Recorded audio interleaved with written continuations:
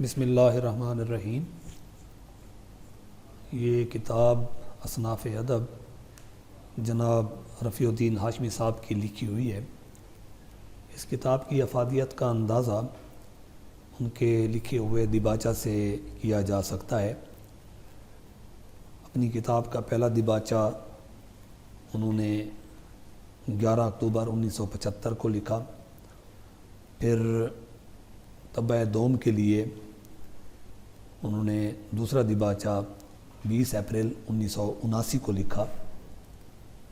جناب ہاشمی صاحب اپنے پہلے دیباچے میں لکھتے ہیں، میر کے زمانے تک شعر و شاعری بلکہ محض غزل گوئی ہی سخن گوئی کا مترادف سمجھی جاتی تھی۔ شعراء جہاں تہاں ریختہ ہی کو سخن گوئی کا پردہ کرتے اور یہی ان کا فن ٹھہرتا۔ فورٹ ولیم کالج نے سخن گوئی کے ساتھ ساتھ اردو میں سخن سازی کا در بھی وا کیا۔ غالب کے خطوں میں فی الواقع سخن سازی کا ایک نیا اور نادر نمونہ ملتا ہے۔ سر سید احمد خاں اور ان کے رفقا نے اردو نثر کو ایسی وسعت اور ایسا تنوع عطا کیا کہ اردو نثر ایک رنگین و جمیل قوس قزح کا دل آویز نمونہ بن گئی۔ آنے والے برسوں میں لکھنے والوں نے فکشن کی مغربی روایت سے استفادہ کرتے ہوئے اس کی رنگینی کو مزید شوخ بنایا اور اس کے حسن کو کہیں زیادہ نکھار دیا۔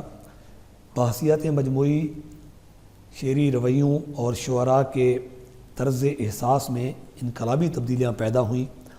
اردو شاعری خصوصاً اردو نظم نے اس کے گہرے اثرات قبول کیے۔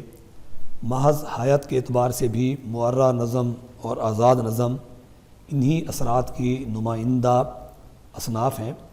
یوں 20ویں صدی کے وسط تک اردو کی مختلف اصناف نظم و نثر کا ایک وسیع ذخیرہ وجود میں آ گیا، مگر تاحال اردو شعر و ادب کے اس وسیع گوناگوں اور متنوع ذخیرے کی مختلف اصناف کے اعتبار سے حد بندی نہیں کی گئی۔ شاید حتمی طور پر یہ ممکن بھی نہیں، کیونکہ شعر و ادب کا مزاج اس سے مطابقت نہیں رکھتا۔ بہرحال زیر نظر کتاب میں اصناف نظم و نثر پر بحث کر کے ان کا فرق دکھانے کی کوشش کی گئی ہے۔ فرق کے اس تعین میں ان کی نوعیت، حیثیت، حیات، موضوع اور مزاج کے فرق کو ملحوظ رکھا گیا ہے۔ چونکہ بنیادی طور پر یہ کتاب طلباء کے لیے لکھی گئی ہے، اس لیے اس کی اسلوب، لب و لہجے اور مثالوں وغیرہ میں طلباء کے مزاج اور ان کی ذہنی سطح کو پیش نظر رکھا گیا ہے۔ مرحوم دوست پروفیسر سید ظہیر الحق ایک طویل عرصے تک ملتان اور کوئٹہ کے کالجوں میں تدریسی خدمات انجام دیتے رہے، پھر 1970 میں سرگودا آئے۔ مرحوم بہت اچھے استاد ہونے کے علاوہ ایک خوش گو شاعر بھی تھے اور دنیائے شعر و ادب میں وہ ساقی الحسینی کے نام سے پہچانے جاتے تھے۔ وہ ایک بے لوث انسان اور ایک مخلص دوست تھے۔ ان کی بے ریا رفاقت میری یادوں کا ایک ناقابل فراموش حصہ ہے۔ زیر نظر کتاب کا انتصاب انہی کے نام ہے۔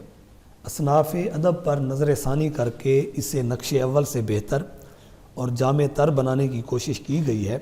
متعدد ترامیم اور اضافوں کے علاوہ اقبالیات کے عنوان سے ایک نیا باب بھی شامل کیا جا رہا ہے۔ امید ہے موجودہ شکل میں قارئین کے لیے یہ کتاب زیادہ مفید ہوگی۔